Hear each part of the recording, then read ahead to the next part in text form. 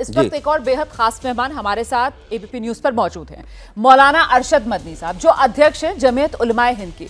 मौलाना मदनी साहब, बहुत शुक्रिया एबीपी न्यूज के लिए वक्त निकालने के लिए। पहला सवाल तो मेरा आपसे ये है जी, मदनी साहब अस्सलाम वालेकुम, बहुत शुक्रिया एबीपी न्यूज के लिए वक्त निकालने के लिए। पहला सवाल मेरा आपसे ये है सर कि जिस तरीके से सियासी आवाजें आ रही थी, सरकार ने जो सर्वे कराने का फैसला लिया उसके विरोध में आपका स्टैंड उससे बिल्कुल अलग, उससे बिल्कुल मुख्तलिफ नजर आ रहा है। आप कह रहे हैं कि सरकार को हक है और सर्वे कराने में हर सहूलियत दी जानी चाहिए सरकारी टीम को। इसके पीछे आपका नजरिया क्या है?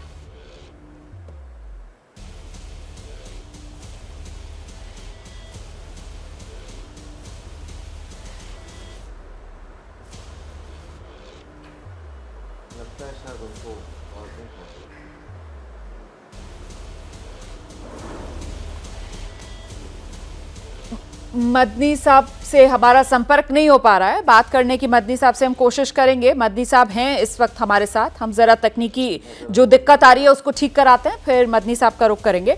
आइए अब चलते हैं, फिर डॉक्टर अजीज खान का रुख करते हैं। तो डॉक्टर अजीज खान साहब, मतलब सिर्फ और सिर्फ डर की राजनीति ना सर, बात बार बार वही निकल कर आ रही है कि डर की राजनीति के लिए आप लोग गुमराह करने वाले बयान दे रहे थे यहाँ पर। अजीज खान साहब,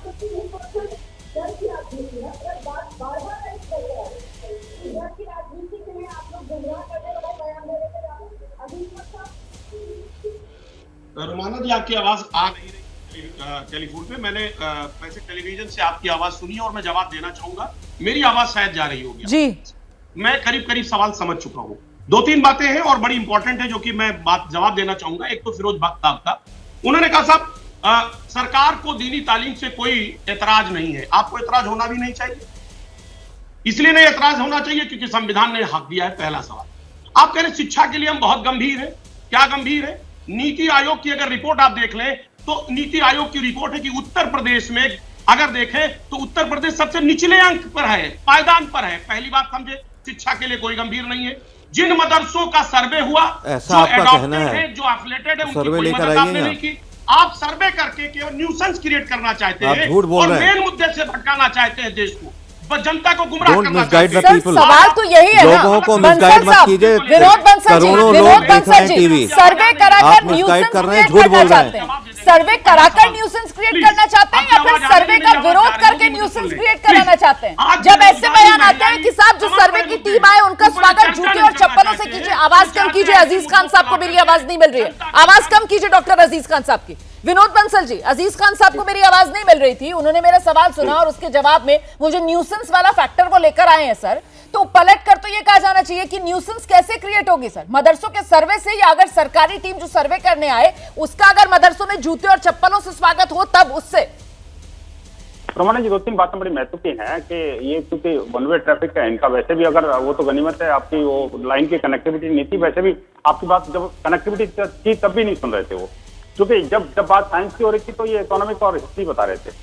तो आप देखिए कि मैं कहना चाहता हूँ जो मदरसों की माली हालत पर आज रोना रो रहे हैं, जब इनकी सरकार थी इन्होंने कितना कुछ किया, ये भी इनसे पूछ लीजिएगा। Number one. Number two is that कि आखिरकार इन्हीं की सरकार के दौरान जो है ना जी, कितने मदरसों के अंदर कितना आतंकवादी पकड़े गए थे, या क्या उनकी व्यवस्था थी, क्या अव्यवस्था थी, इनके बारे में किसको नहीं पता। आप देखिए कि अगर काश इन्होंने कभी बोला होता कि प्रयागराज और कानपुर के दंगों में जिन लोगों को पकड़ा गया था उनका मदरसों से उनका संबंध था कि नहीं था, इस पर बोलते कि जम्मू के मदरसे। विनोद जी, सारे उर्दू माध्यम स्कूल जो है मुलायम जी की सरकार में बंद हो गए थे। नहीं, मैं कहता हूँ असम के जब 3 मदरसों में उनको उड़ाना पड़ा, उनको ढहाना पड़ा, तब इन्होंने कोई स्टेटमेंट नहीं दिया कि मदरसों को आतंक केंद्र क्यों बनाया जा रहा है। ना इन्होंने 2018 में बोला कि जब हरकतुल हर्ब इस्लाम के जो 13 आतंकवादी पकड़े गए थे, तब इन्होंने कोई कंडेम नहीं किया कि मदरसों के अंदर आखिरकार ये हो क्यों रहा है। 13 मार्च 2019 नहीं, ऐसा नहीं है, वहाँ आतंकवाद का पाठ नहीं पढ़ाया जाता, पकड़ा गया था, तब इन्होंने नहीं बोला। मुल्क कौम की वहाँ अमन की बात की जाती है, अमन की। ये इन्होंने जब 5 दिसंबर 2020 को, ठीक है, लेकिन आप जो बात कर रहे हैं विनोद बंसल जी, आप जो बात कर रहे हैं, फिरोज बख्श साहब आपकी बात से सहमत नहीं है? उनको ऐसा लग रहा है आपकी बात, उनको ऐसा लग रहा है बख्श साहब को आपकी बात सुनकर कि आप मदरसों और आतंकवाद को पैरेलल ही रख रहे हैं सर, एक ही तराजू में रखकर तोड़ रहे हैं। विनोद आप भाई शायद अति कर रहे हैं। एक सेकंड फिरोज बख्श साहब की बात सुन लीजिए, उसके बाद सुनिए, आप अपनी बात जारी सुनिए। विनोद भाई सुनिए, आप बड़े ज्ञानी ध्यानी हैं, मैं जानता हूं आपको, आप मेरे दोस्त हैं, लेकिन मैं एक बात कह दूं, सुनिए। नहीं आप नहीं, मैंने आपकी बात सुन ली, मैं थोड़ा सा कहना चाहता हूं। सुनिए विनोद भाई, एक मेरी बात सुन लीजिए, थोड़ा सा धैर्य से बात सुन लीजिए। आप मेरे भाई हैं, छोटे भाई हैं सिर्फ। हाँ, मैं बस एक बात ये अर्ज करना चाहूंगा आपसे। देखिए, हिंदुस्तान का जो मुसलमान है ना, वो देशभक्त है, वो संस्कारवादी है और हुब्बुल वतनी निस्फुल ईमान में यकीन रखता है, जो हदीस का एक कौल है। हम वतन के ऊपर मरने मिटने में अच्छा, ये मैं एक बात और कह दूं, मदरसों में सर तन से जुदा की तालीम नहीं दी जाती। एक आध अगर हरकत ऐसी हो गई जैसे। मैं एक सेकंड दोबारा से रुक करूंगी, मौलाना अरशद मदनी साहब से बात करने की कोशिश करते हैं। मौलाना अरशद मदनी साहब, मेरी आवाज मिल रही है आपको? स्टूडियो से एंकर बोल रही हूँ, रोमाना जी। मदरसों के सर्वे को लेकर जो यूपी सरकार ने फैसला लिया है, मदरसों का सर्वे कराया जाए, आप इस पर क्या कहेंगे? सही फैसला है? जी, मैं तो कह चुका हूं कि सर्वे की जो तस्वीर हमारे सामने आ रही है, उस तस्वीर के अंदर कोई खराबी नहीं है। लेकिन जो मुसलमानों इस के नाम वक्त की तक जो तस्वीर हमारे सामने है जी, इस वक्त तक आई है, उसमें कोई ख़राबी नहीं है। हमारा ये यकीन है, अल्लाह चाहेगा तो जो दिन बाकी रह गए हैं उसके अंदर भी ये सर्वे सही रुख के ऊपर चलेगा और इसकी तस्वीर अच्छी ही रहेगी। उत्तर प्रदेश के नेता ये कह रहे हैं इस सर्वे को लेकर कि ये बीजेपी सरकार की मुसलमानों को डराने की कोशिश है। आपको लगता है यूपी सरकार मुसलमानों को डराने के लिए सर्वे करवा रही है? देखिए, मैं इस वक्त दारुल उलूम देवबंद की 4 दीवारी में हूँ।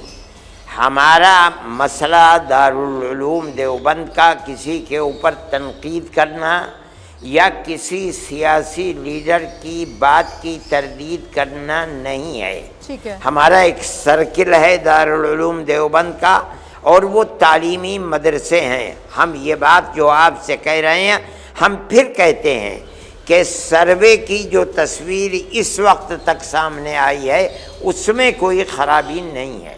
ठीक है, मदनी साहब इस सवाल का जवाब दीजिए कि मदरसों के सर्वे से क्या मदरसे बदनाम होंगे? आपको ऐसा लगता है कि ये धब्बा है मदरसों पर अगर सर्वे करवा रही है सरकार? तो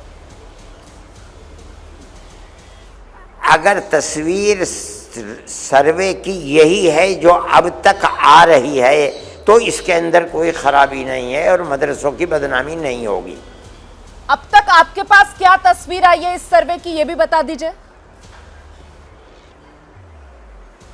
वो आते हैं या आते नहीं हैं, बल्कि टेलीफोन पर बात करते हैं कि जो हमारे सवालात हैं आप उनके जवाब लिख करके दे दीजिए। ये भी कहते हैं कि और मदरसे वालों से जमा कर लीजिए और जमा करके आप हमारे पास भेज दीजिए और ख़त्म।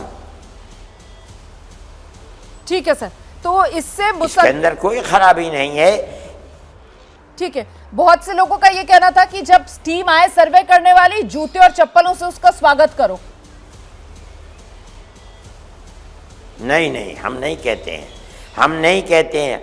हम इस तस्वीर को देखकर ये कहते हैं कि उसका इस्तकबाल करो और सही जवाब लिख करके उनको दे दो। मतलब सर्वे के, मदरसों के सर्वे से मुसलमानों को डरने की कोई जरूरत नहीं है, क्योंकि नेताओं के बयान ऐसे आ रहे हैं कि उससे डर फैल रहा है। नहीं, मैं फिर वही बात कहता हूं, इस वक्त तक जो तस्वीर सर्वे की है, मैं कहता हूं मुसलमानों को इस सर्वे से डरने की कोई ज़रूरत नहीं है। इस वक्त तक की जो तस्वीर इस सर्वे की है, उसके बेसिस पर, उसके आधार पर आपको क्या सरकार की नीयत नजर आ रही है इस सर्वे के पीछे? नहीं, ये दूसरी चीज़ है कि वो क्या चाहती है, मालूमात फराहम करना चाहती है, उन मालूमात को अपने तहीं रखना चाहती है। मदरसे 2, 4, 10, 20 नहीं हैं, यूपी के अंदर दसों हजार मदरसे हैं। सरकार क्या चाहती है मालूमात हासिल करना, सरकार उनकी गिनती चाहती है या ये मालूमात करनी चाहती है कि ये मदरसे किस तरह चलते हैं। लेकिन जो एक खौफ और डर समझा जाता था कि सर्वे होगा तो ये होगा ये होगा, हम देख रहे हैं कि इस तस्वीर को जो पेश किया जा रहा है सर्वे में कोई खराबी नहीं है। बहुत बहुत शुक्रिया एबीपी न्यूज के लिए वक्त निकालने के लिए। मौलाना अरशद मर्दी को आप सुन रहे थे जो कह रहे हैं खौफ और डर की जो तस्वीर पेश की जा रही थी, अभी तक जो सर्वे की रिपोर्ट सामने आ रही हैं उससे न डरने की बात है न किसी तरीके की खौफ की बात है। इस सर्वे से ना तो जो मदरसे हैं वो बदनाम हो रहे हैं और ना ही मुसलमानों को कोई डराने की कोशिश नजर आ रही है। जैसे ही घड़ी का काटा दोपहर 2:30 पे आए, बबीता जी का दिल सास बहू साजिश के लिए मचल जाए। और ये है इनकी बहू, पूरे दिन ऑफिस की टेंशन हो जाए गॉन जब ये करें अपना फेवरेट शो फ्री टाइम पे ऑन। इनकी तरह आप भी देखिए अपना फेवरेट शो अपने टाइम पर और डाउनलोड कीजिए एबीपी लाइव ऐप अपने स्मार्ट टीवी पर।